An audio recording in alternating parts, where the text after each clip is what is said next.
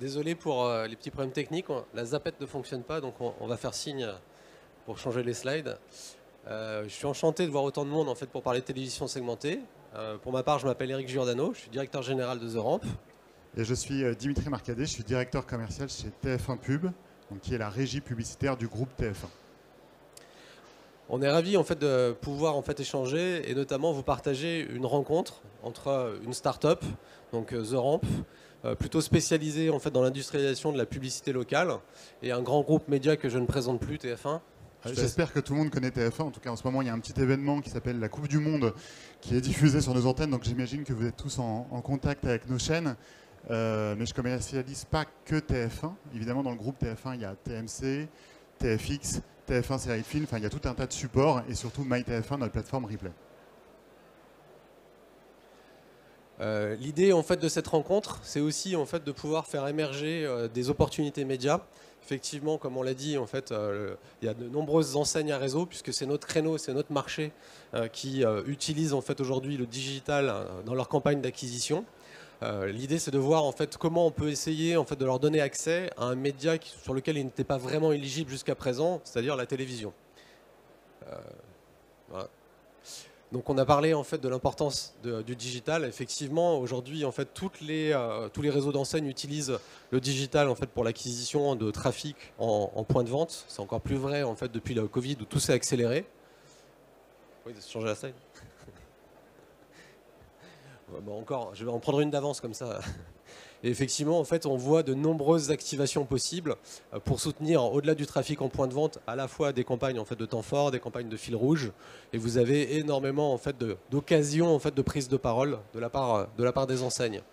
Malgré tout, effectivement, c'est extrêmement tentant pour une enseigne de pouvoir digitaliser ses actions de communication, mais il y a quand même en fait, certaines barrières à l'entrée, notamment des barrières technologiques. On n'a pas forcément accès si facilement que ça quand on est un point de vente ou une enseigne à des outils type DSP qui permettent en fait d'acheter du média sur le digital ou autrement Facebook, un business manager, etc., etc. Donc effectivement, si on peut passer ouais. Encore une fois. Ouais. Du coup, en fait, on a besoin d'accompagner, les têtes de réseau ont besoin d'accompagner en fait leurs points de vente en organisant, on va dire, l'ensemble de ces stratégies de communication. Bien évidemment, en fait, ça a été le point de départ de la réflexion de The Ramp, où nous, en fait, assez rapidement, on a essayé en fait d'organiser ça, en fait, et de mettre à disposition des têtes de réseau ou en fait des points de vente une plateforme qui leur permet d'industrialiser toutes ces actions et de simplifier en fait l'accès à toutes les opérations médias. On peut passer. Donc effectivement, le déploiement d'une plateforme en fait n'a que des avantages, notamment en fait pour les points de vente en tant que tels. Ah, bah, du coup, ça passe trop vite. Mais pour les points de vente en tant que tels, qui eux, en fait, peuvent être plus autonomes en fait dans leur stratégie d'acquisition et piloter en fait des campagnes à la fois sur Meta, Display. Vous voyez énormément en fait de leviers aujourd'hui, mais également en fait pour les têtes de réseau. On a rencontré pas mal de têtes de réseau avant en fait de pouvoir leur proposer cette solution. Et en fait, il y a beaucoup de directions marketing qui nous disaient mais le local pour moi en fait c'est un casse-tête entre guillemets. Il y a aujourd'hui beaucoup d'activations multilocales, mais moi, en tant que directeur marketing national, je n'ai aucune visibilité sur les activations qui sont faites en local, parce que beaucoup d'initiatives ont fait isolées. Ça, c'est un premier point. Le deuxième point, en fait, bien évidemment, il y a un sujet sur la partie création. Il y a beaucoup de points de vente en fait, qui pouvaient avoir des initiatives isolées en créant un compte sur Meta et lancer en fait, des campagnes Facebook. Mais souvent, quand on vient en fait quand la partie créative arrive, effectivement, là en fait, on a des problèmes du type c'est pas les bonnes créas, c'est pas les guidelines en fait du siège, il n'y a pas les mentions légales. Et ça, c'est autant de problèmes qui remontent en fait au niveau de la direction marketing. Quand on organise l'ensemble de ces opérations au travers d'une plateforme, on répond en fait à l'intégralité de ces solutions. Le siège peut mettre à disposition un ensemble d'assets créatifs et activer en fait et proposer des packs d'activation en fait sur différents leviers. Donc là, c'est les leviers auxquels en fait nous sommes connectés. Il y a à peu près en fait la quasi-totalité des leviers digitaux. Donc notre plateforme en fait s'est connectée en API à Meta, à tout l'écosystème de Google, à toute la partie réseaux sociaux en fait aussi TikTok, Snap, etc. Et on a en fait pour ambition en fait de ne pas s'arrêter là. On a en fait un rôle et un devoir de veille technologique pour voir en fait quelles sont les nouvelles opportunités en fait en termes de médias essayer d'en simplifier l'accès et de pouvoir les proposer à l'ensemble de nos clients. Et ça a été un point de départ en fait, de la rencontre avec Dimitri, une envie commune. Du coup, je n'ai pas respecté les slides, mais ouais. Pour effectivement pouvoir proposer des solutions à la fois en fait, sur un mode proposé à la tête de réseau de pouvoir activer en centralisé sur l'ensemble de ces points de vente, donc via une interface de pouvoir activer des campagnes en digital, mais demain en fait, enfin aujourd'hui et encore plus demain en télévision segmentée, ou alors carrément déporter en fait la plateforme, l'ensemble des points de vente pour que la prise de décision se fasse par le point de vente qui décide d'adhérer ou non en fait à une opération. On a eu la chance, pour terminer en fait sur le scope un peu sur The Ramp, de signer avec pas mal d'industries différentes. Historiquement, on était très automobile. On a signé avec 8 constructeurs automobiles. Donc, on a déporté les plateformes dans l'ensemble des réseaux de concession des 8 constructeurs auto. Et plus récemment, on a eu la chance de signer, enfin la chance et la joie, de signer avec McDo cette année pour pouvoir proposer et équiper notre plateforme en fait, donc équiper les 1680 restaurants McDo français, et il y en a toujours plus qui arrivent en fait chaque année, de notre plateforme pour qu'un franchisé puisse activer en fait de manière extrêmement simple en quelques clics une campagne en fait dans sa zone de chalandise sur les bons ciblages, y compris ciblage horaire par exemple pendant les heures de repas, hors heure de repas, horaire tardif, ou alors en fait profiter des nouvelles annonces en fait de lancement de produits. Autre structurant aussi, on a signé avec Franprix en fait, donc on a des acteurs à la fois dans l'automobile, dans la GSA, dans la GSS, dans la restauration rapide, et après tout type de réseau d'enseignes. Et du coup de cette envie en fait, à un moment, je passerai la parole à Dimitri. On a eu envie en fait, au-delà du digital, de leur proposer en fait d'autres dispositifs et de leur donner accès à un média sur lequel en fait jusqu'à présent ils avaient du mal à rentrer. Alors effectivement, la télé, de manière générale, elle était réservée à un pool d'annonceurs assez important, mais qui sont les grands annonceurs. Depuis maintenant 2 ans, on a une révolution technologique que l'on appelle la télé segmentée. Alors je ne sais pas si certains d'entre vous connaissent ce que c'est que la télé segmentée. Je fais un sondage. Est-ce que certains en ont déjà entendu parler, monsieur? D'accord, donc il y a quand même une certaine connaissance. Alors moi, j'appartiens à un média d'image. Donc j'ai choisi de me faciliter la vie et je vous ai mis une vidéo explicative de la télé segmentée. Je reprendrai la parole après.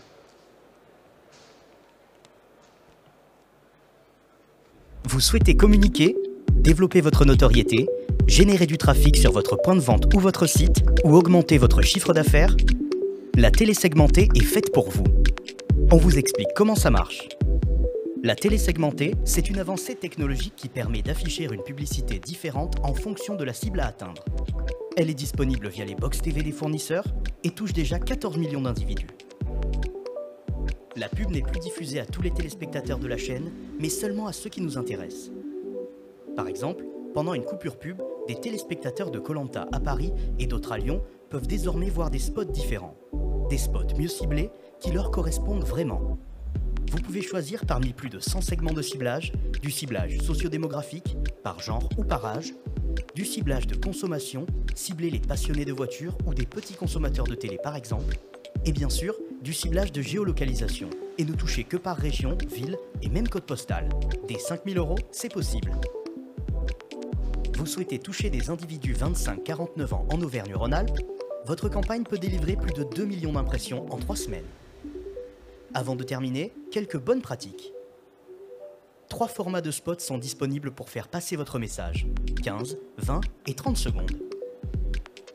Dans votre spot, mettez en avant votre savoir-faire, expliquez votre offre ou vos produits et précisez dans quelle ville vous vous situez.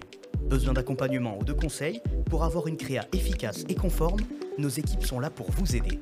Alors, qu'attendez-vous pour vous lancer? Alors vous l'avez compris, la télé segmentée, c'est sur le signal live, sur le flux linéaire de la télévision. On remplace les spots en fonction du ciblage et ça en temps réel. Alors c'est une vraie innovation pour nous parce que ça allie à la fois la puissance du média de télé et la granularité de ciblage du digital. Hop. Alors pour être éligible, il faut regarder la télévision via sa box FAI, sa box de fournisseur d'accès à Internet. C'est à peu près 62% de la population aujourd'hui qui regarde la télévision via une box. Il faut avoir la dernière box, le dernier modèle de box, c'est à peu près 75% du parc. Et bien sûr, comme toujours dans l'univers du digital, il faut être opt-in, c'est-à-dire qu'il faut valider et accepter le fait d'avoir des pubs personnalisées. Et justement, quand on regarde, on a fait un sondage au moment du lancement, donc on a lancé en 2021 cette offre-là. On a fait un sondage au démarrage pour voir quelles étaient les attentes des téléspectateurs. La bonne nouvelle, c'est que les 2/3 des Français sont plutôt d'accord pour avoir des pubs personnalisées et 68% d'entre eux pensent que ça sera un vrai avantage en termes de granularité publicitaire. Et surtout, et puisque c'est notre sujet aujourd'hui, c'est un vrai atout dans l'incitation à consommer en local. Alors je vous ai mis sur cette slide plusieurs tendances observées. Ce que l'on voit, c'est que ça va favoriser les acteurs locaux, ça va également permettre de promouvoir les territoires, ça va avoir un impact plutôt positif. Donc globalement, là où la publicité parfois peut avoir une sensation d'être intrusive, là la télé segmentée, ça permet de réconcilier affinité de consommation avec efficacité publicitaire. Alors je vous parlais tout à l'heure du mode de réception. Où est-ce qu'on en est? Puisque, comme je vous l'ai dit, on a lancé ce produit en août, en 2021. Au début, le parc d'éligibilité était assez petit. Néanmoins, le ramp-up est assez progressif. Aujourd'hui, on est à peu près à 6,5 millions de foyers qui sont capables de recevoir de la télé segmentée. C'est 14 millions d'individus. Nous, on s'adresse au niveau foyer, puisque le porteur du contrat FAI est un foyer. C'est à peu près 25% de la population. D'ici fin 2023, on sera en vitesse de croisière autour des 8 millions de foyers. Pourquoi? Parce qu'aujourd'hui, on a signé 3 des 4 grands fournisseurs d'accès Internet. On a signé Orange, Bouygues et SFR. Et évidemment, le 4e arrivera courant, on l'espère, courant 2023, pour arriver quasiment aux 30% de foyers éligibles. Alors, quelle granularité de ciblage on peut vous proposer? Évidemment, c'est assez simple. Le ciblage géographique par région, par département, par ville et éventuellement par zone de chalandise pour les distributeurs. On peut aussi aller sur du ciblage foyer, porteur du contrat, sa cible socio-démo, comment il est composé. Autre point intéressant, le ciblage de consommation. Puisque les fournisseurs d'accès à Internet savent ce que vous consommez en télévision, si vous êtes un petit, gros ou un grand consommateur de télévision, pour aller chercher de la couverture incrémentale, vous pouvez utiliser ciblage petit consommateur télé. Ou si vous souhaitez capitaliser sur la répétition du message, vous allez cibler le grand consommateur télé. On a des ciblages d'intérêt et des ciblages d'habitat, mais j'ai des illustrations sur les slides d'après. Alors le bilan au 2e trimestre 2022, c'est déjà plus de 500 campagnes qui ont été lancées en télésegmenté. Vous voyez, ça progresse énormément parce que quand on fait une photo par rapport au premier trimestre 2021, on a multiplié par 2 le nombre de campagnes. Ça, c'est l'ensemble du marché télésegmenté. Chez TF1 Pub, à date, depuis le début de l'année, on a plus de 500 campagnes. C'est plus de 300 annonceurs qui ont utilisé ce média. Alors quand on regarde la photo du 2e trimestre, évidemment, il y a un phénomène saisonnalité. Le voyage tourisme est le premier secteur à investir ce média. Alors le voyage tourisme, c'est à la fois les collectivités locales pour faire la promotion des territoires, mais également tout ce qui est restauration, tout ce qui peut être aussi livraison à domicile. Et donc forcément, il y a une certaine affinité parce qu'on n'a pas forcément une couverture nationale dans ce genre de cas de figure. Le 2e secteur, c'est la distribution, le 3e, les services. C'est majoritairement des annonceurs locaux à 60%. Alors pour illustration, je vous ai mis une campagne qui s'est réellement passée en télésegmenté, mais j'aurais pu prendre un exemple beaucoup plus caricatural. J'aurais pu mettre un exemple d'une Lamborghini qui diffuse sa pub sur des foyers CSP++ uniquement autour de Neuilly. Ça aurait été encore plus parlant pour vous sur les capacités technologiques de la télésegmentée.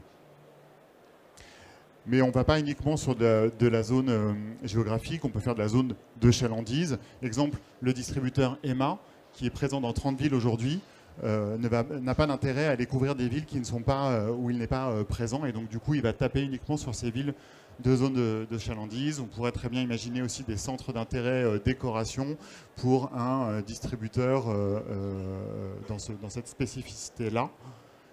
Et je vais vous parler d'un cas que l'on a développé chez TF1, c'est le cas de Monsieur Bricolage, qui lui, pareil, a utilisé différentes verticales avec des copies différentes en fonction du ciblage qu'il souhaitait faire. Centre d'intérêt déco, bricolage, jardinage. Il a activé cette stratégie en renfort de sa campagne nationale pour aller évidemment amplifier sa couverture et adresser un message spécifique grâce à la télé segmentée. Et Dimitri, peut-être avant le quiz, juste j'ai une question. Moi. Tu as raison, bien fais-le. Je vois tous les ciblages, en fait, ça ressemble de plus en plus au digital comme on connaît.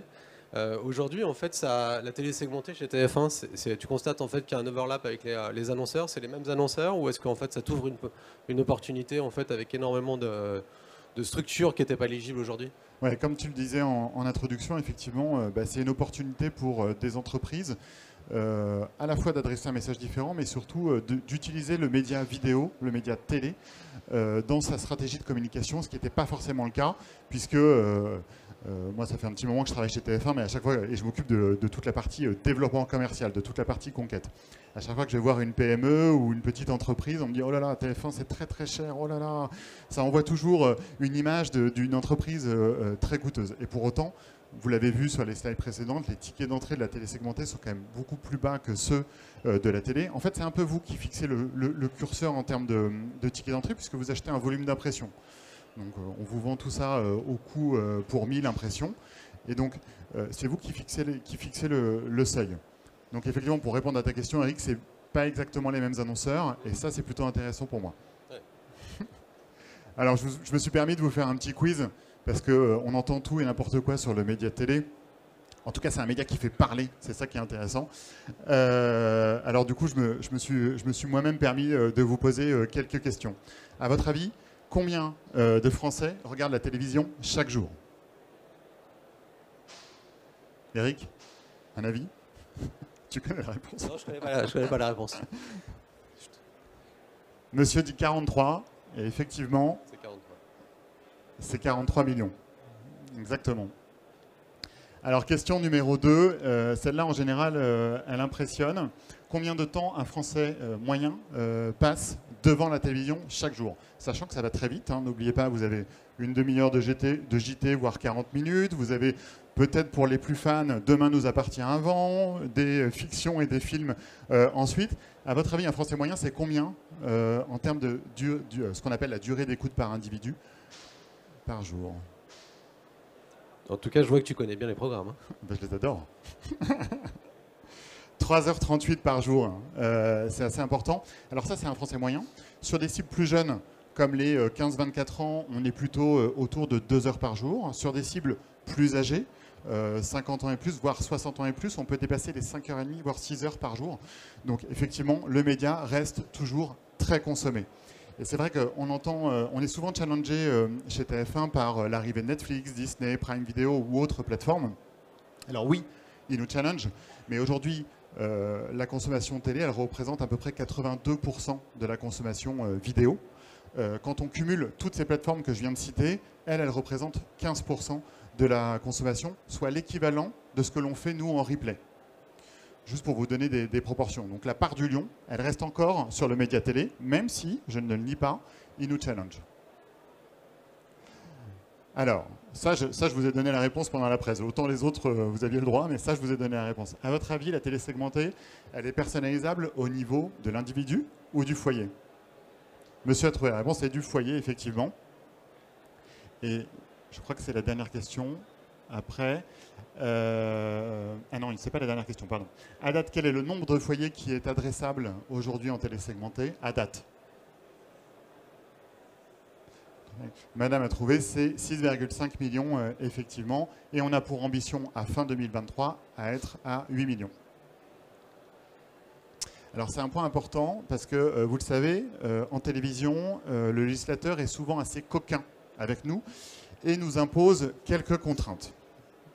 Alors je ne vais pas dévoiler les réponses à la question, mais j'y reviendrai après. Quels éléments de localisation peut-on communiquer dans un spot de télé segmenté? Alors, vous pouvez évidemment parler de la région, parler du département, parler de la ville. En revanche, l'adresse est interdite. Le législateur nous a contraints à ça. Nous ne pouvons pas donner une adresse précise. On a le droit de dire McDo Meudon, mais on n'a pas le droit de donner sa rue et son adresse. C'est une contrainte légale que nous avons en télé. Mais rassurez-vous, on a plein de solutions pour être inspirants sur la dimension locale. Et dernière question, à votre avis, et c'est pareil, c'est lié à une contrainte légale, est-ce que ce spot est valable? Je vais vous donner tout de suite la réponse non. Pourquoi? Puisque dans les créas, nous avons le droit, et c'est pareil, c'est une contrainte légale, on a le droit de situer des points sur une carte. En revanche, on n'a pas le droit de mettre la ville sur le point. Soit vous mettez juste la ville, soit vous mettez que les points. Voilà, contrainte légale, mais c'était pour vous dire les spécificités du média. Eric, je crois que je te rends la parole. Merci en fait pour toutes ces informations. Je retiens aussi que le régulateur est coquin, comme tu dis. Je pèse mes mots. Non, il y a beaucoup d'opportunités, comme vous voyez, c'est déjà une réalité en fait à l'édition segmentée. L'idée c'est de pouvoir aller plus loin en fait avec cette rencontre avec Dimitri et essayer de packager, d'industrialiser beaucoup plus les choses. Peut-être que tout à l'heure en fait je te demanderais aussi de parler de la créa, peut-être en fait qui est un sujet justement la copie télé, c'est un peu plus compliqué. Si je peux me permettre en fait que on va dire des créas digitales. Je ne suis pas très fan du mot compliqué, mais bon, effectivement beaucoup plus régulé et réglementé. Voilà. Donc l'idée en fait c'est de prendre en fait on va dire les différentes contraintes en fait du média télé en fait pour essayer de simplifier les offres de télévision segmentées et d'essayer en fait de pouvoir justement offrir la possibilité tout à chacun à n'importe quel point de vente même en fait de pouvoir avoir une sorte de fantasme aussi de pouvoir être diffusé sur TF1 en fait et accéder à un média auquel il n'était pas éligible jusqu'à présent. Donc actuellement, effectivement, on est en train d'activer, en fait, de travailler sur les activations un peu manuelles dans un premier temps, en fait, sur les premiers annonceurs, en fait, notamment ceux qu'on a vus tout à l'heure, en fait, pour essayer de leur proposer des dispositifs totalement packagés. Donc l'idée, c'est assez vite, en fait, de travailler avec Dimitri sur des offres un peu verticalisées, avec des problématiques, en fait, très précises, en fonction de l'automobile, de l'industrie, en fait, restauration rapide, GSA, GSS, etc. Et de pouvoir en fait leur apporter une solution totalement packagée. Quand on dit packagé, c'est leur proposer un dispositif presque activable en un clic, où en amont en fait avec Dimitri, on va en fait faire une sorte de recommandation sur la zone géographique, quel va être le reach, quelle va être en fait une recommandation budgétaire, quel va être le bon ciblage en fait audience, quel va être en fait le bon message publicitaire avec en fait une solution de repiquage et les accompagner en fait sur ce qu'on appelle le repiquage, donc l'adresse en fait notamment une sorte de packshot final en fait à la fin du spot.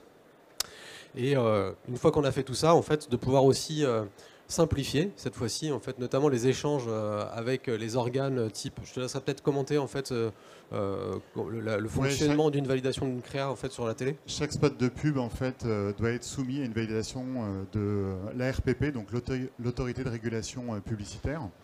Ça évite qu'il y ait dans le fond de votre spot de pub une bouteille de vin ou un écran avec, un enfant avec une tablette dans les mains. En fait, tout est régulé pour que les spots soient nickel. Donc chaque spot diffusé en télévision est validé par la RPP, effectivement. Et ça, on peut vous accompagner. Nous, on est experts de ça, donc c'est assez simple pour nous. Et donc le but, pour finaliser, en fait, c'est vraiment de pouvoir, au travers d'une plateforme que The Ramp, qui est aujourd'hui déployée dans plusieurs milliers en fait, de points de vente, voire un peu plus que milliers d'ailleurs, points de vente, c'est pouvoir en fait, leur offrir la possibilité d'activer des campagnes de télévision segmentées en fait, à l'occasion de prises de parole assez fortes et de pouvoir leur rendre accès en fait, à ce type de médias de manière assez simplifiée. Voilà les sujets sur lesquels on travaille en fait en ce moment avec Dimitri. Exactement. Et on n'a pas parlé d'efficacité parce qu'on ne voulait pas vous assommer avec des chiffres. Mais effectivement, avec plus de 500 campagnes aujourd'hui sur nos antennes, on commence à avoir des retours d'expérience. Et surtout, ce qui est intéressant de voir, c'est que certains annonceurs rééditent leur première campagne, se réinitient et continuent à investir ce média. Donc, hâte en tout cas de partager avec vous, si vous le souhaitez, sur la télé segmentée. Merci Dimitri. J'espère que c'est clair pour tout le monde maintenant, la télévision segmentée. Si ce n'était pas totalement clair, peut-être qu'il y a des questions. Bonjour, merci pour la présentation. Moi, j'avais plusieurs questions, donc j'ai noté là parce que j'avais peur d'en oublier. Sur les taux d'opt-in, j'ai vu que vous aviez un objectif de 28% environ. Ça se compare comment par rapport aux opt-in sur les mobiles, notamment suite au nouveau iOS de l'année dernière? Alors, nous, c'est vraiment l'opt-in des box. Donc, c'est les fournisseurs d'accès à Internet qui nous donnent cette information-là. Et en fait, dès que vous êtes sur votre box, ils vous envoient normalement une pop-up qui dit est-ce que vous êtes d'accord pour avoir des publicités personnalisées. Et ce 28 correspond en fait à la couverture des foyers du coup éligibles à la télé segmentée, puisque dès lors que vous mettez non, vous rentrez plus dans les foyers éligibles. Effectivement. D'accord. Mais du coup, on est quand même un peu au-dessus de des opt-in qu'on a sur mobile, non? Alors, j'ai pas la référence en tête, pour être honnête, sur mobile. Cécile, peut-être tu l'as pas, toi, non?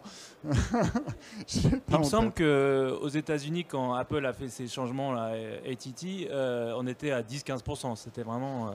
D'accord. Après, c'est la manière dont la question est posée. C'est aussi le contrat de confiance qu'on a avec. Donc ça, c'est la première question. Deuxième question. Comment en France, on est par rapport à des pays qui sont peut-être technologiquement plus avancés, comme les États-Unis et le UK, sur la télé segmentée? Alors, c'est une bonne question, effectivement. En France, on n'est pas en avance. On n'est pas en avance, pourquoi? Parce que avant 2020, c'était interdit pour nous de décrocher le signal. C'est-à-dire les broadcasters français n'avaient pas le droit de diffuser quelque chose de différent dans le sud de la France ou ailleurs, où on n'avait pas le droit d'adresser le signal en conséquence de la cible. Cette évolution, elle a eu lieu, elle a été votée en août 2020 et donc mise en place début 2021. Donc par rapport au UK et par rapport à Sky notamment, qui a énormément avancé sur ce sujet, nous on est très en retard par rapport à ça. Néanmoins, le ramp-up commence à rattraper, puisqu'on est en 25% de foyers éligibles et au UK ils sont à 30%. D'accord. Et ensuite, une autre question, est-ce que les campagnes elles peuvent être mixées avec le replay, avec le site internet? C'est une bonne question aussi. Effectivement, les campagnes, elles sont... Là, on vous a parlé de télésegmenté, mais effectivement, notre offre, elle est plus large. Et les ciblages que vous retrouvez en télésegmenté, on est capable de vous les proposer en replay en parallèle. Donc, ce que l'on fait, c'est que souvent, nos annonceurs, quand ils font des campagnes géolocalisées, ils prennent de la télésegmentée et du replay aussi en même temps. Et comme je vous l'ai montré dans un exemple de ciblage, certains annonceurs continuent évidemment à investir en national et rajoutent la télé segmentée pour des problématiques affinitaires. Par exemple, je vais encore une fois être caricatural, mais Renault lance ses nouveaux modèles le dimanche soir en prime sur TF1 comme ils le font depuis très longtemps. Mais sur des foyers sans enfants, ils pourraient très bien pousser la Twingo. Et sur des foyers avec familles nombreuses, le dernier SUV de la gamme. C'est comme ça qu'ils personnalisent leur campagne. D'accord.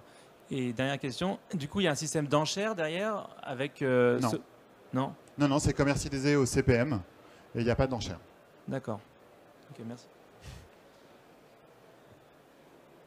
Il n'y a pas encore de RTB alors?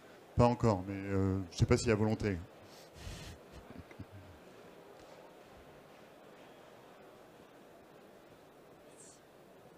Bonjour.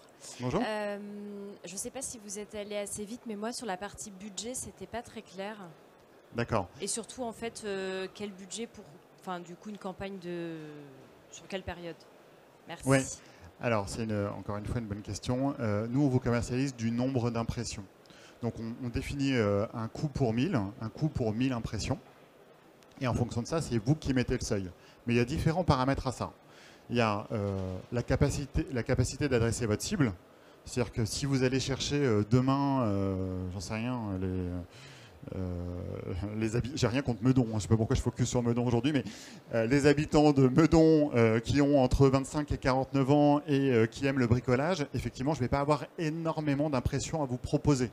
Et donc, du coup, le budget de votre campagne sera peut-être plus petit ou il faudra étendre la campagne dans le temps. En revanche, si vous ciblez les 25-49 ans en national via la télé segmentée, bah là, pour le coup, j'ai de quoi faire. Et en 2 jours, je peux vous servir un certain volume d'impression assez important.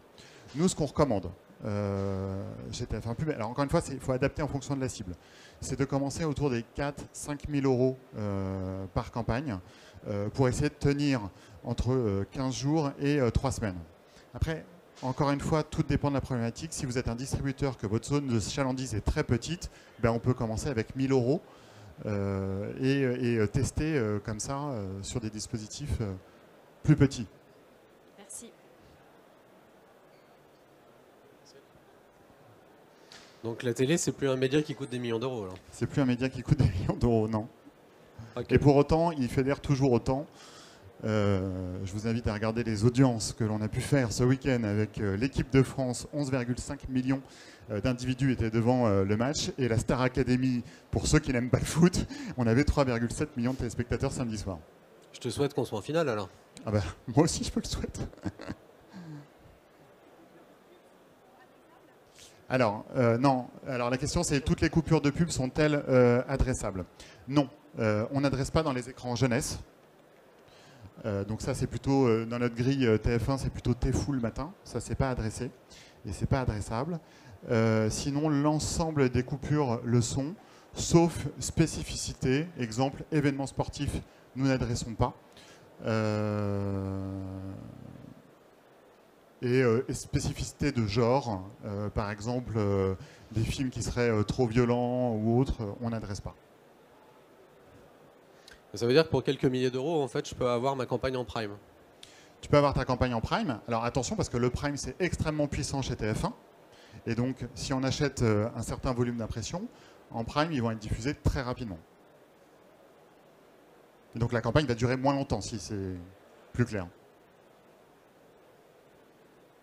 Bonjour, Bonjour. Philippe Hermé, Société Alba. Comment vous faites pour mesurer la performance dans les campagnes adressées, puisqu'en fait, ce que je comprends de la télévision adressée, c'est que la voie de retour, elle est gérée par les opérateurs télécoms, qui technologiquement parlant, et qui ne partagent pas la donnée. Donc du coup, l'acheteur a très peu de données en retour pour faire son plan média, et notamment optimiser les campagnes. Alors, nous, on le mesure par des instituts tiers. Alors, à la différence de l'univers digital, effectivement, les spots ne sont pas cliquables, donc ils sont diffusés dans le flux. Donc, effectivement, on n'a pas l'instantanéité que l'on peut avoir sur nos plateformes de replay avec la mesure du clic. Donc, nous, ce que l'on fait, c'est qu'on prend des instituts tiers pour mesurer en fonction des problématiques. Alors, effectivement, ça rajoute un coût aux campagnes. Alors, tout dépend des problématiques que vous pouvez avoir. Si c'est des ventes, on s'associe à WordPanel de Kantar. Si c'est du Drive to Store, on a d'autres prestataires. Si c'est du Drive to Web également. Et donc, en fonction de la problématique que peut avoir l'annonceur, on traque comme ça.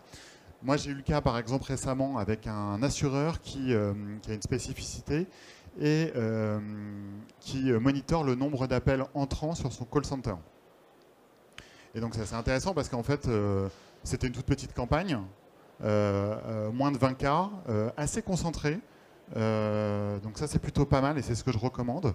3 semaines de campagne, plus 30% d'appels sur le call center. Donc c'est pas neutre. Effectivement, et du coup, il est revenu, mais c'est lui qui a pu monitorer. Nous, ce qu'on garantit, c'est un nombre d'impressions. C'est-à-dire que ça, pour le coup, on a le retour. Donc on peut vous dire quelles sont les impressions que vous avez reçues, le nombre de fois où votre spot a été diffusé, dans quelle tranche horaire il a été diffusé et sur quelle chaîne. Par contre, on n'est pas sur de l'impression sur cible, on est sur de l'impression lambda. Ah non, on est sur de l'impression sur cible. Ça, on est capable de vous donner l'impression sur cible de ce que vous avez acheté. Dans un foyer, comment vous faites pour différencier c'est au niveau du foyer. Que ce soit moi qui regarde, ou ma femme, ou ma fille, ou mon fils. C'est le porteur du contrat, effectivement, qui est ciblé. Donc à la différence du Donc on n'est pas sur l'impression sur cible, on est d'accord. Alors la cible achetée, parce qu'on ne va pas vous commercialiser la cible individu. Ok, merci.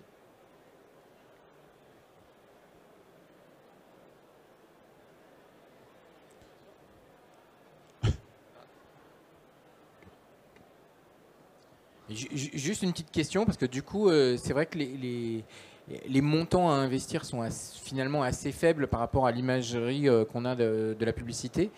Sur les TVS, est-ce que vous avez des exemples de marques qui ne faisaient pas finalement du TF1 classique et qui ont commencé à investir en TVS? Alors, on en a beaucoup. Pour être honnête, chez TF1 Pub, c'est 60% des annonceurs qui n'étaient pas clients de TF1 avant. Donc, te citer des marques, ça serait très très large. Ce qui est intéressant de voir quand même dans les ciblages choisis par rapport à la télésegmentée, vous avez vu, on a une centaine de ciblages. Et pour autant, à 50%, enfin à 70%, la géoloc est activée. Et pour 50%, c'est uniquement de la géolocalisation. Et les 20% de delta entre les deux, c'est géolocalisation plus data. Donc exemple, toujours pareil, Meudon, 25-49 ans, c'est ce que j'appelle géoloc data. Il faut que tu trouves un autre exemple que Meudon. Ouais, Meudon, ça va pas. Une autre question? En tout cas, n'hésitez pas. Sinon, Dimitri va nous parler en fait de la Starac. Non, épargne-moi ça. Très belle performance, cela dit. Bon, s'il n'y a plus de questions, en fait, je pense Bon, qu'on peut merci rester à là. tous en tout cas. Merci. Merci beaucoup.